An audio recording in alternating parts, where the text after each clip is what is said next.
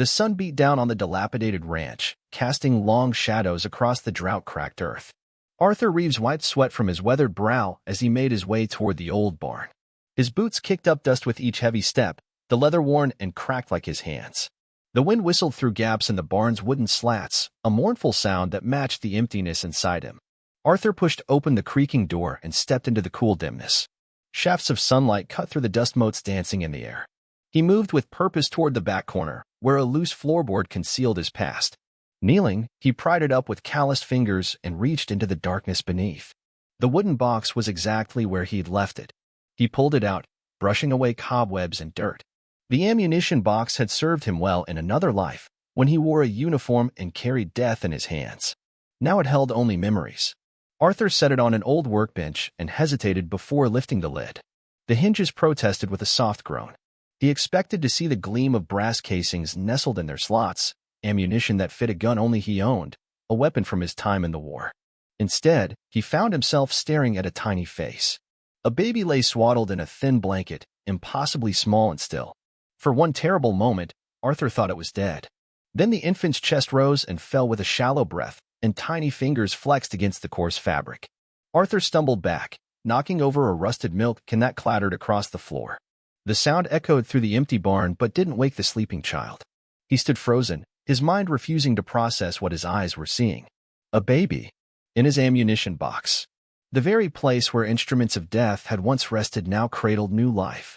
The ranch sprawled across 50 acres of hard country, miles from the nearest neighbor. Arthur had inherited it from his father 3 years ago, though inherited seemed too gentle a word for the burden that had been placed on his shoulders. The old man had died alone in the main house, surrounded by empty whiskey bottles and fading photographs of better days. Arthur lived in the smaller cabin on the property's edge, unable to face the ghosts that lingered in his childhood home. The ranch had once been vibrant, cattle in the fields, horses in the stables, his mother's garden bursting with vegetables and wildflowers. Now the fields lay fallow, the stables empty save for his aging mare, and his mother's garden had long since returned to the wild. He moved through his days with mechanical precision, tending to the few remaining animals, mending fences that protected nothing of value, and drinking himself to sleep when the memories grew too loud. The scars on his body had faded over the years, but the ones inside remained raw and angry. At 43, Arthur's face was a map of hardship, deep lines around his eyes, a permanent furrow between his brows, and a jagged scar that ran from his left temple to his jaw. His hair had gone gray at the temples, and his once powerful frame had begun to stoop under the weight of regret. The war had taken more than just years from him. It had taken friends, stripped away his faith, and left him with nightmares that still woke him in the dark hours. When he'd returned home, his wife Catherine couldn't recognize the man who came back wearing her husband's face. Their marriage had crumbled slowly, then all at once, when she finally left 5 years after his return. "I can't compete with ghosts, Arthur," she'd said, standing in the doorway with a single suitcase. "And I can't bear a child with a man who's already dead inside." That had been their breaking point. His refusal to bring a child into a world he knew to be cruel and indifferent. A vow he'd made while holding his dying friend in a foreign land, blood seeping between his fingers as he promised that no child of his would ever know such suffering. Now, as he stared at the infant in the ammunition box, Arthur felt the bitter irony of that promise. He approached the box again, cautiously, as if the baby might suddenly transform into something dangerous. The child couldn't be more than a few weeks old. Its face was peaceful in sleep, unaware of the turmoil its presence caused. Arthur was about to close the lid when he noticed a folded piece of paper tucked beside the baby. He carefully extracted it, unfolding the worn paper with trembling fingers. Before he could read it, a sharp knock at his cabin door startled him.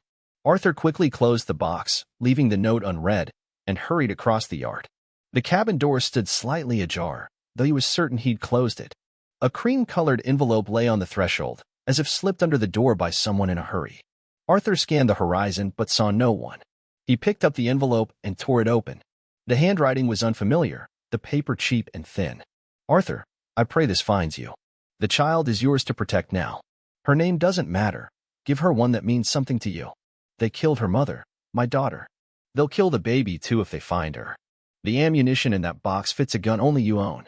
Use it if you must. Blood calls to blood. You're all she has left." It was signed simply, "Your cousin, Marie." Arthur hadn't spoken to his cousin Marie in over 20 years. Last he'd heard, She'd moved up north after marrying some man from the city. He hadn't even known she had a daughter.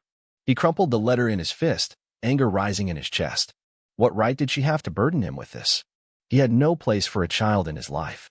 No desire for one. No ability to care for one. The baby's cry cut through his thoughts, faint but insistent from the barn. Arthur stood paralyzed between the cabin and the barn, between walking away and accepting responsibility. The cry came again, louder this time, more desperate. Arthur's feet carried him back to the barn before his mind had decided. He lifted the lid of the box and looked down at the now-awake infant. Tiny fists waved in the air, face scrunched and red with the effort of crying. "Hush now," he said, his voice rough from disuse. "Hush." To his surprise, the baby quieted at the sound of his voice, blinking up at him with dark blue eyes that seemed too knowing for such a new being. Arthur reached into the box with hesitant hands and lifted the child. She weighed almost nothing, fragile and warm against his chest. He held her awkwardly, afraid his calloused hands might somehow damage her. "What am I supposed to do with you?" he whispered. The baby had no answer, only a small hiccup that might have been a sob or a sigh. Arthur carried her to the cabin, his mind racing.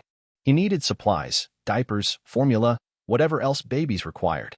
The nearest town was 30 miles away, and he had no proper way to transport an infant. Inside the cabin, he fashioned a makeshift bed from a drawer lined with clean shirts. The baby fussed but settled once he placed her in it, her eyes following his movements as he paced the small room. "Grace," he said suddenly, the name coming to him unbidden. It had been his mother's name, a woman whose gentle hands had soothed his childhood fears. "I'll call you Grace for now, until I figure this out." That night, Arthur slept in the chair beside the drawer, waking at every small sound the baby made. By morning, his back ached, and his eyes burned with exhaustion. Grace had woken 3 times, crying until he awkwardly held her against his shoulder, patting her back the way he'd seen mothers do. He drove to town with Grace wrapped in a clean blanket, nestled in a box on the passenger seat of his truck. The store clerk raised her eyebrows at the sight of the grizzled rancher buying diapers and formula but asked no questions. "You're holding her wrong," she said instead, demonstrating with her arms how to support the baby's head and body. "Like this. See?" Arthur adjusted his grip on Grace, feeling some of the tension leave her tiny body as he did. "First time, Dad?" the clerk asked. Arthur didn't correct her. It was easier than explaining the truth. Days passed, then weeks. Arthur fell into the rhythm of caring for Grace with the same determination he'd once applied to surviving war. He fed her every 3 hours, changed her diaper when needed, and held her against his chest when she cried. At first, he told himself it was temporary. He would find Marie, return the child, and go back to his solitary existence. But as the days stretched into a month, he made no real effort to locate his cousin. Instead, he found himself talking to Grace as he went about his chores, explaining the workings of the ranch as if she could understand. "This here's the south pasture," he told her one morning, holding her up to see the sunrise over the distant mountains. "Used to be full of cattle when I was a boy. Maybe someday it will be again." Grace cooed in response, a sound that loosened something tight in Arthur's chest. But the peace couldn't last. The nightmares returned with new vigor, images of war now interspersed with visions of Grace in danger. He would wake gasping, the sound of gunfire echoing in his ears, and rush to check on her, half convinced she'd been taken or harmed. One night, the dream was so vivid he couldn't shake it even after waking. The sound of helicopter blades chopping the air, the smell of burning fuel, and the weight of his dying friend in his arms. "Don't let them take her," his friend whispered in the dream, but it wasn't his friend's face anymore. It was Grace's mother, a woman he'd never met. "They're coming for her." Arthur sat on the edge of his bed, head in his hands, as the first light of dawn crept through the window. Grace slept peacefully in her drawer bed, unaware of the darkness that surrounded her guardian. Who had killed her mother? Who might be looking for her? The questions had nagged at him since finding Marie's letter, but he'd pushed them aside in the daily struggle to care for an infant. The ammunition box sat on his dresser, empty now except for the note he'd found with Grace. He hadn't read it yet, afraid of what it might reveal. But it was time to face whatever truth it contained. Arthur unfolded the paper with careful fingers. The handwriting was different from Marie's, smaller, more precise. "If you're reading this, I'm already gone. The baby's father doesn't know she exists, and it's better that way. The Reeves family has enough blood on its hands. Keep her safe from them, from the legacy." The box this note came in. Check beneath the false bottom. What you find there belongs to her, not to the men who would use it to continue the cycle. Break it, Arthur. For her sake. It was signed Rebecca, a name that meant nothing to him. Arthur returned to the barn and retrieved the ammunition box. He'd never noticed a false bottom before, but now he examined it more carefully, running his fingers along the edges. There, a slight gap at one corner. He pried at it with his pocket knife until the wooden panel lifted away. Beneath it lay a leather-bound journal and a tarnished silver locket. Arthur opened the journal, recognizing the handwriting immediately. His father's bold, slanting script filled the pages. He carried it back to the cabin, where Grace was beginning to stir from her morning nap. As she drank her formula, Arthur read by the window light, his heart growing heavier with each page. The journal detailed a blood feud between two branches of the Reeves family that had spanned generations. Arthur's father had been deeply involved, carrying out acts of vengeance that he justified as family honor. The final entries described a confrontation with Marie's husband 15 years ago, a confrontation that had ended in death. "I did what needed doing," his father had written. "The northern branch is finished now. Thomas won't be spreading his poison any further." Marie was there, saw it all, the look in her eyes. "She'll never forgive what we've done. What I've done. Some sins can't be washed clean." Arthur closed the journal, while rising in his throat. The gun his father referred to, the one that took Thomas's life, was the same weapon Arthur had brought back from the war. The one that used the ammunition from the box where Grace had been placed. The pieces fell into horrible alignment. Rebecca must have been Marie's daughter, born after the confrontation, and Rebecca's child, Grace, was the granddaughter of the man Arthur's father had killed. Blood calls to blood. The words from Marie's letter echoed in his mind. Grace finished her bottle and Arthur lifted her to his shoulder, patting her back gently until she burped. Her tiny hand curled around his finger, trusting and innocent. "I won't let them hurt you," he whispered against her downy head. "And I won't let you become part of this." The final day of summer dawned clear and bright. Arthur dressed Grace in the yellow sundress he'd bought in town the previous week. She was growing quickly, her face filling out, her eyes tracking his movements with increasing awareness. At 3 months old, she had begun to smile, a toothless grin that transformed her face and, somehow, his world. He carried her across the ranch to a small fenced area beneath an old oak tree. A wooden cross marked the spot where he'd buried Catherine after the accident that took her life 2 years after she'd left him. She'd been returning to collect the last of her things when her car went off the road in a rainstorm. Arthur had never been able to shake the feeling that he'd failed her in life and in death. "This is Catherine," he told Grace, who babbled in response. "She would have loved you. She wanted children, but I was too broken to give her the gift." He knelt by the grave, balancing Grace on his knee. "I don't know if I'm doing the right thing," he continued. "Keeping you. Raising you. I'm not fit to be anybody's father. But I can't send you back to that, to the hatred and the blood."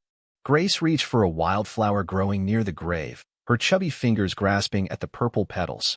"I make this promise to you both," Arthur said, his voice steady despite the emotion tightening his throat. "The cycle ends with me. The Reeves legacy of violence dies here, today. Grace will know only love and protection. She'll grow up free from the shadows of the past." He stood, lifting Grace to his shoulder, and turned his back on the grave and all it represented.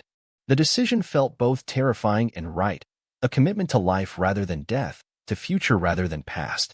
That night, Arthur wrote a letter of his own. He detailed everything he had learned about the feud, about Rebecca and Marie, about Grace's heritage. He wrote of his decision to raise her as his own, to shield her from the violence of her bloodline. And he wrote of his hope that she would grow to be better than those who came before her, himself included. When he finished, he sealed the letter in an envelope and placed it in the ammunition box along with his father's journal and the silver locket. He would give it to Grace when she was old enough to understand, not to burden her, but to show her how far they had come. Years passed, marked by first steps and first words, by scraped knees and bedtime stories. The ranch slowly transformed under their joint care, fences mended, fields replanted, even a small garden started where Grace could dig in the dirt and plant seeds that mirrored her own growth. Arthur changed too. The lines in his face softened, though they never disappeared entirely. He laughed more, slept better, drank less. The nightmares came less frequently, and when they did, he had a reason to face them down and return to the light. He never married, devoting himself instead to raising the girl who had arrived in a box meant for bullets.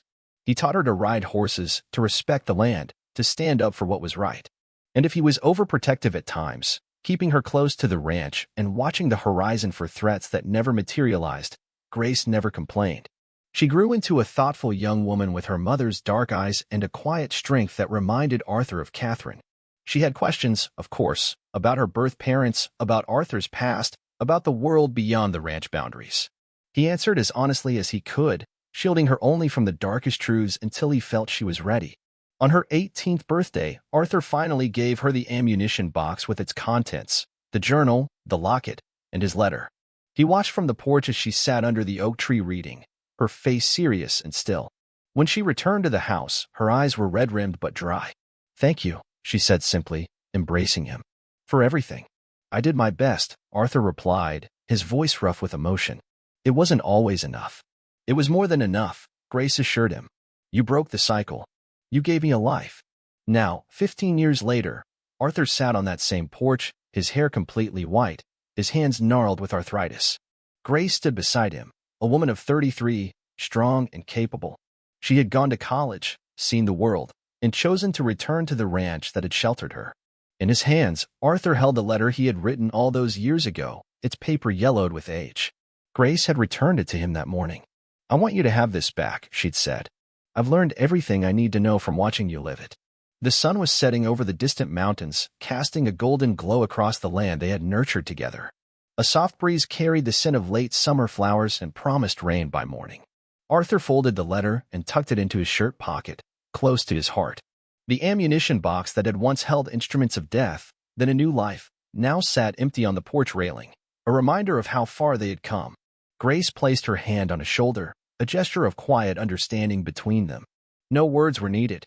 The wind whispered through the oak leaves, telling their story to anyone who might listen, a story of redemption found in the most unlikely place, of a legacy transformed by love, of a man who had found salvation in the eyes of a child who came to him in a bullet box.